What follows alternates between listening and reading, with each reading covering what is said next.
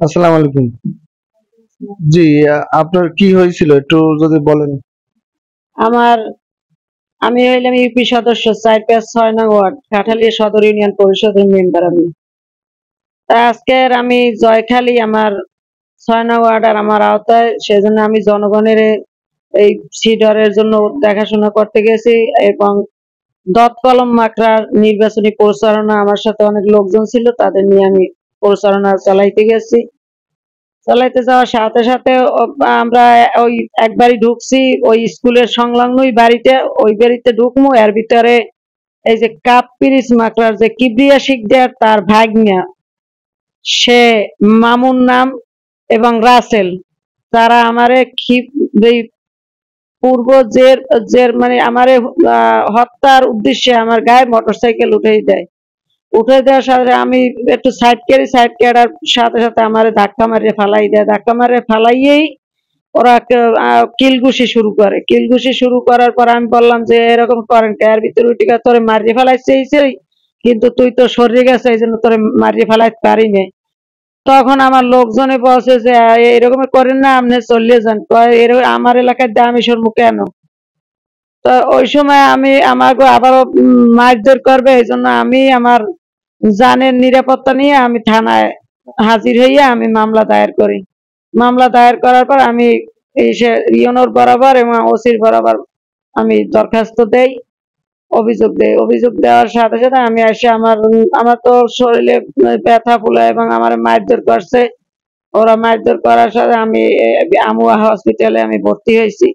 এখন আমার জননেত্রী শেখ হাসিনা এবং আমাদের যত আইনমন্ত্রী আছে, আমাদের এই আইনের যারা পুলিশ প্রশাসন, ডিআইজি মহোদয় এবং ওসি মহোদয়, যারাই এই আইনের আওতায় আইনে আছেন, আইন নিয়ে যারাই করেন তারা, এবং আপনার সাংবাদিক মিডিয়ার ভাইরা, আমার একটা কথাই যে আজকের আমি নির্বাচনের প্রচারণায় যাই, আমার জনগণের সুবিধার্থে যাই, যেহেতু আমার ৬ নং ওয়ার্ড আমার নির্বাচনী এলাকা, যখন আমি করি তখন আমার নিজেরই জানের নিরাপত্তা নাই। তাইলে দেখেন ওরা যদি আজকের কাপ্পিরিস মার্কার কিবরিয়া শিকদার যদি হয়, তাইলে সে জনগণের কি করবে? আজকে আর আমারই ছাড় দেয় নাই ওরা।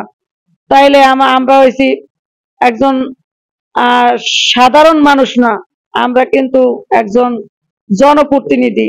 তখন আমরাই রেহাই পেই না, তারা কেমনে রেহাই পেইবে? জননেত্রী শেখ হাসিনার প্রতি আমার একটাই আকুল আবেদন, আমি যেন এই যে সুষ্ঠু বিচার চাই এবং ডিআইজি মহোদয়ের কাছে আমি সুষ্ঠু বিচার চাই, আইনমন্ত্রীর কাছে সুষ্ঠু বিচার চাই, আমার জনগণের কাছেও যেন আমি সুষ্ঠু বিচার চাই। এবং আমার এখন কিন্তু জানের নিরাপত্তা নাই, আমার পরিবারের জানের নিরাপত্তা নাই, আমার আত্মীয় স্বজনের জানের নিরাপত্তা নাই।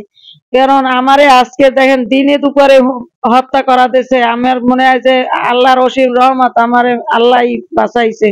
তখন আপনাদের সবার কাছে আমি একটাই সাংবাদিক মহোদয় আপনাদের কাছে বলি যে আমার জান যেভাবে আল্লাহ ভিক্ষা দিয়েছে, আপনারাও এইভাবে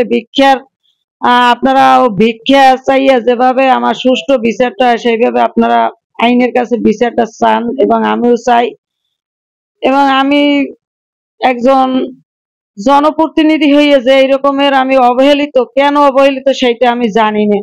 তা আমি ডিআইজি এবং ডিসির মহোদয় এবং ইউনো মহোদয় এবং আমার ওসি মহোদয়, প্রশাসন যত আছে, তারা আমার এই বিচারটা যেন সুষ্ঠু করে, এইটাই আমার দাবি, এইটাই আমার আশঙ্কা। এই বলে আমি আমার কথা শেষ করলাম। জয় বাংলা, জয় বাংলা। ধন্যবাদ। আমরাও আশা করি যেন আপনি তো আপনার সুষ্ঠু বিচার পান। বাংলাদেশ আমু হসপিটালে ভর্তি আছি, কারণ আমার অবস্থা আশঙ্কাজনক, মানে অনেক খারাপ, আমার শরীরের অবস্থা বেশি ভালো না। ধন্যবাদ।